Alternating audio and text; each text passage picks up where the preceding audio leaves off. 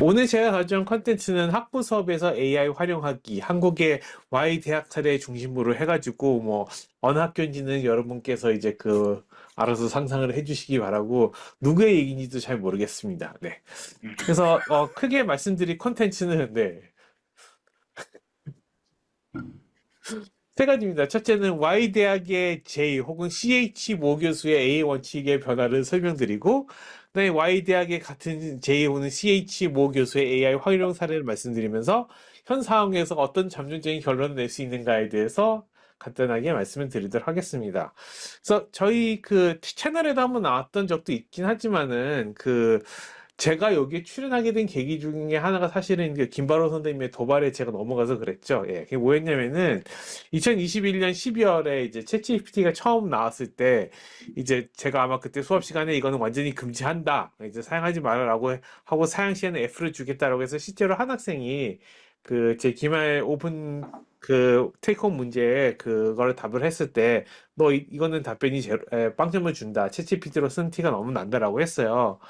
근데 그리고 나서 보니까 꼭 그게 아닌 것 같아가지고 그 다음부터 한 3학기 정도까지는 이제 사용한 것을 적극으로 권장하고 그 대신 그 사용 교육 방법과 뭐 어떤 앞뒤 차이를 밝혀라라고 얘기를 했는데 학생들이 챗GPT나 AI에 대해서 모르지는 않는데 실제로 그걸 어떻게 활용을 해야 되는가에 대해서는 잘 모른다는 생각이 들더라고요. 그러니까 써도 될까라는 생각부터 시작해서 안 써도 되지 뭐 써봤자 소용이 없다라고 생각을 하는 건지 그래서 뭐 말로는 열심히 권장을 해도 그런 얘기 없어가지고 지난 학기에는 어떻게 교육을 했냐면은 적극적으로 활용하는 것을 권장하고 심지어 가점을 부여했습니다. 자, 저희가 어, 어떻게 네?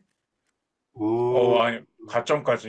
예, 그래서 어떤 식으로 했냐면은, 예, 이게 사실 제라고 말고 CH 교수의 기말고사에 나왔던 얘기인데, 네.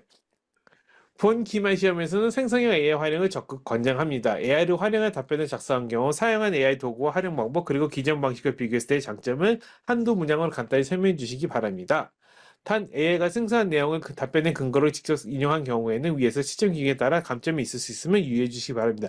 이거 뭐냐면은 그러니까 문장을 고치거나 아이디어를 이제 정리한 데 쓰라고 한 거지 뭐 청일전쟁에서 누가 이겼습니까? 라는 그런 역사적인 사실에 관한 답변으로 이런 걸 쓰지 말라고 했던 겁니다. 기본적으로 할루시네이션이라고는 환각기 너무 강하기 때문에 그리고 세 번째가 이제 가점이었는데 AI 활용 내역을 명확하게 기재한 경우 과제당 0.5점의 보너스 점수가 주어지며 한 학기 동안 받을 수 있는 보너스 점수는 100점 만점에 최대 5점. 예. 그래서 학생들 한 학기 내내 요거를 늘 말씀을 드렸고 학생들한테 그래서 이거를 어떻게 활용했다라고 명시하는 경우는 가점을 준다라고 그렇게 얘기를 하고 기말고사에 이렇게 표시를 했습니다.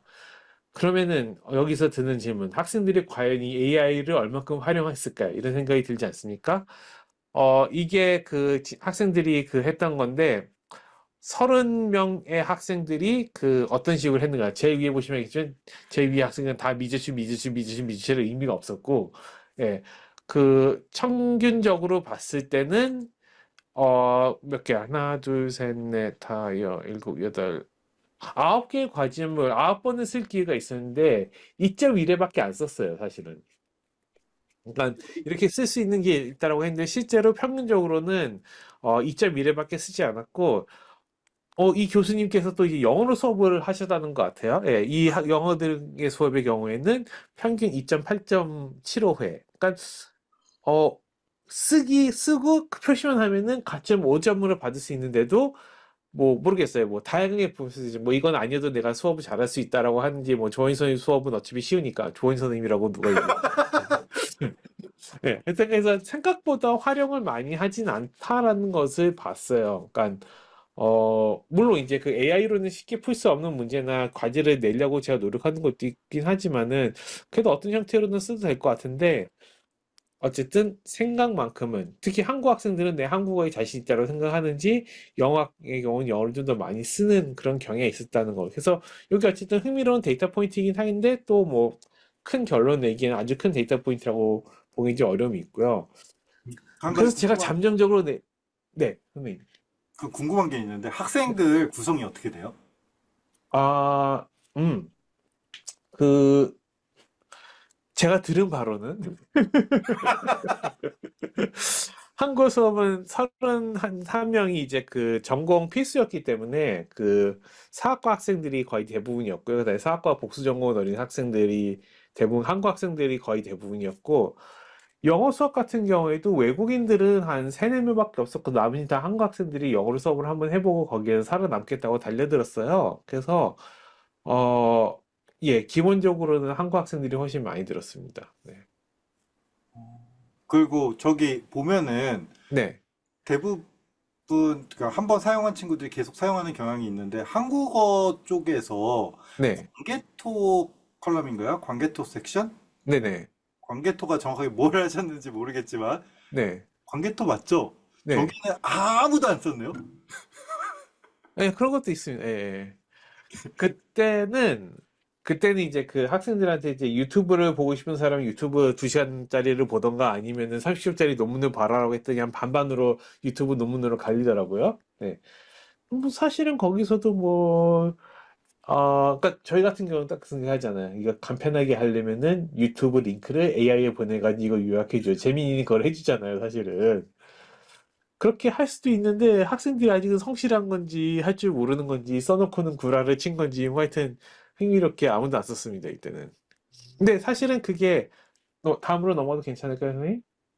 네. 요거랑도 관계가 있는데 학생들이 되게 소극적이에요. 그러니까 생각보다 그게 뭐 써도 된다라고 해도 어떻게 써야 될지 아직 잘 모르고 활용 능력이 되게 제한된다는 생각이 들거든요. 그러니까 이 말씀을 왜 구태여 들었냐면은 그 결국 생성의 A도 교육이 필요한 영역이라고 생각이 듭니다. 그러니까 저희는 뭐 저희끼리 작은 서클 내에서 선생님이랑 주고받는 얘기도 있고 뭐 이제 녹음 앞뒤로 뭐 재민이가 줬느니 클로드가 줬느니 뭐 챗GPT가 줬느니 이런 얘기도 하지만은 퍼플렉시티를 생각보다 학생들이 예상보다 많이 쓴다는 들었고 근데 이거를 결국은 AI 활용하는 것도 하나의 그 교육의 영역으로 둬야 된다는 생각이 들더라고요. 그래서 이 얘기를 왜 말씀드리냐면은 그나마 앞쪽에 처음에 학생들이 많이 쓴 거는 제가 더 많이 푸시를 했어요. 뭐 나는 이렇게 쓴 적도 있고 이렇게 얘기한 것도 있고 이렇게 하면 좋다라고 공유를 했을 때는 좀 더 학생들이 그래 하고 나도 좀 써볼까라고 하다가 저도 이제 어쨌든 그 늘 강의하던 관성이 있으니까 이제 AI 얘기를 좀 줄이고 그냥 관성대로 수업을 하다 보니까 AI 활용에 대한 얘기를 안 하다 보니까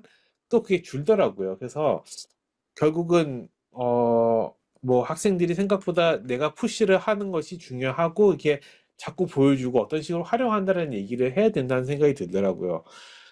그리고 또 하나 들었다고 생각은 학생들이 생각보다 잘 쓸 줄 모르는데 여기서 제일 중요한 것은 이제 저는 그렇게 결론 내렸습니다. AR을 어떻게 활용해야 되느냐.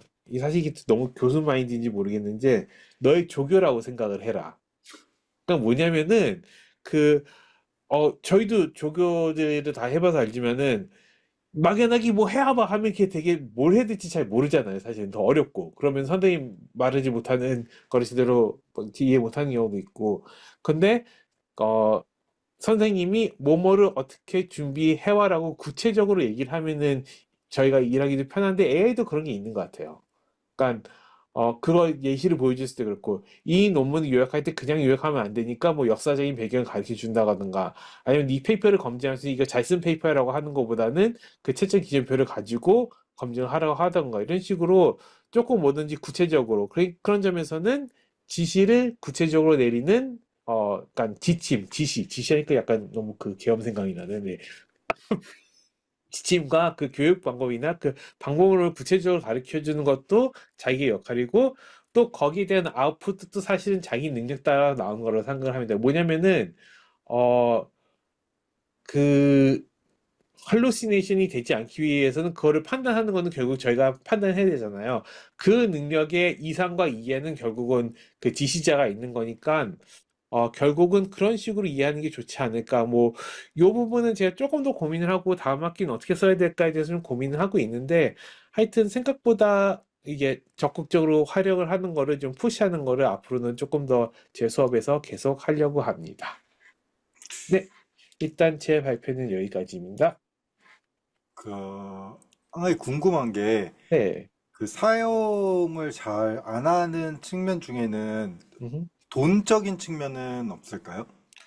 사실 요즘 괜찮다고 표현되는 것들 대부분이 음, 유료잖아요. 음, 그러니까 음, 무료로 있는 뭐 좋은 것들도 없지 않아 음, 있지만 사실 음, 성능적인 측면을 두 개를 양자를 비교하는 순간 확 음, 다르네라고 아직은 느껴질 정도인데 저는 예. 음, 그게 학교 차원에서 예를 들어서 저희는 이메일은 이제 당연히 제공하는 거잖아요. 그거 음, 똑같이 음. 혹시 Y 대학이 어딘지 모르겠지만 Y 대학에서는 그런 걸 이제 제공하는 뭐 이런 건 없나요? 글쎄요, 저는 바다 건너 Y 대학에서도 공부를 했는데, 그렇죠, 그렇죠. 근데 선생님 진짜 중요한 말씀 하신 게 뭐냐면은 지지난 학기 요거에 대해서 생각을 하는 고민했던 거는 챗GPT가 이렇게 좋다라고 너무 얘기를 하다 보면 결국은 내가 챗GPT 유료를 가입을 권장하는 사람처럼 되는 건 아닌가라는 고민도 하긴 했었고, 말씀하신 것 중에 둘째로 이제 질도 질이지만 요즘 이제 사용량이 더 문제가 되겠다는 생각이 들어요. 좀 예를 들면은 뭐 A4 세네 쪽짜리 자기가 쓴 글을 검토해 달라고 해놓고는 대화 한 대여섯 번 하다 보면 사용량 뭐 한 개 부딪히다 이렇게 나올 가능성이 크거든요. 그런 점에서는 그 유료에 대해서도 어떤 식으로 해야 될까? 뭐, 사실은 뭐 학생들이 뭐 교재 쓰는데도 뭐 비싼 교재도 사고 그러는데 뭐 교육을 위해서 이런 쓸 수 있지 않느냐라는 생각이 들다가도 근데 또 저은다는 아니고, 예. 그 고민하신 건 충분히 공감하는데 안타깝게도 저도 이거에 대해서는 딱 그 확답을, 그러니까 저도 계속 고민하고 있는 영역이라는 생각이 듭니다. 사실 이게 유료 결제가 최초의 장벽이 어마어마하잖아요. 네. 네, 내가 이거를 온전히 계속 쓸 건지 아닐 건지도 모르는 네, 상태에서 네, 단일한 한 사람 교수의 수업에서 어드밴테이지를 받겠다고 그 음, 돈을 뭐 그냥 아무 생각 없이 쓸 수 있는 예, 음, 비교적 부유한 계층도 있겠지만 아닌 음, 친구들도 분명히 존재를 하잖아요. 그렇죠. 네. 예. 근데 그렇다고 이 수많은 서비스 중에서 특정한 서비스로 몰아주기도 쉽지 않고 솔직히 미국의 모대학은 약간 그 학교 전체가 서브스크라이브 하는 것처럼, 그러니까 그 지메일을 다 쓰게 해주는 것처럼 그렇게 한다는 얘기를 어디서 들은 것 같긴 하거든요. 그리고 그거에 대한 대가로 또 학교는 그러니까 그 회사, 아마 오픈이했던 것도 오픈이 그 학교에서 나오는 그 모든 데이터를 자기네들이 다 써먹겠다. 그래서 약간의 이제 돈하고 데이터 딜이 있었던 것 같기도 한데, 뭐, 이런 거에 대한 고민도 언젠가는 와야 되지 않을까. 네, 예. 뭐 한국에도 이미 있는 걸로 알고 있습니다. 아, 그러니까 그래요? 다양한 서비스들을 음, 다 체험하고 구독하긴 사실 현실적으로 어렵잖아요. 음, 그래가지고 이 회사가 이 모든 서비스를 다 쓰는 그 세팅을 해놓는 거죠. 음, 그리고서 이쪽에서는 이제 뭐 회사라든지 특히 회사죠 음, 사실은 이제 네. 회사 쪽에다가 이제 정액제로 음, 너네 몇 명, 뭐 1,000명이야? 좋아. 음, 1,000명이 그러면은 이 정도 금액은 개별적으로 하는 것보다 훨씬 나으니까 계약해. 음, 그러면 이 음, 1,000명들의 절대 사용량도 뭐 따로 세팅을 하고 음, 사람마다 따로 세팅을 하고 그리고 이 사람들은 그 챗GPT뿐만이 아니라 챗GPT, 제미니, 퍼블리시티, 뭐 다양한 소라, 뭐 이런 다양한 서비스 있잖아요. 여기에 음, 접근권을 따로 가지는 거죠. 음, 그러면은 이제 학교 입장에서 사실 제일 큰 문제가 이 음. 비용이 통제가 안 됐을 때가 문제잖아요. 그쵸, 네. 나는 분명히 쓸 건데 뭐 갑자기 100만 원이 나와? 음, 이러면 큰일 나니까 그게 무서워서 처음에 접근 못하는 사람도 분명히 있으니까 음. 그런 서비스 근데 이게 아 사립 때는 좀 쉬울지 몰라도 국공립은 또 쉽지 않을 것 같기도 해서 이런 자꾸, 서비스를 사용하는 자꾸 게. 저한테 왜 사립대 얘기를 꺼내세요? 이렇게 에? 왜 자꾸 사립대 얘기를 꺼내세요? 아, 특정 대학을 얘기한 게 아니고요. 김병준 선생님인데 큰 사립대 두 군데를 거쳐서 오셨는데, 사실은. 사립대요? 카이스트는 아니구나, 네네. 이스트는 어, 사립은 아닙니다. 엄밀히. 카이스트는 일반적인 국립대는 아니긴 합니다. 네. 음, 그렇다고 사립대도 아니잖아요. 사립대는 아니죠. 네. 음.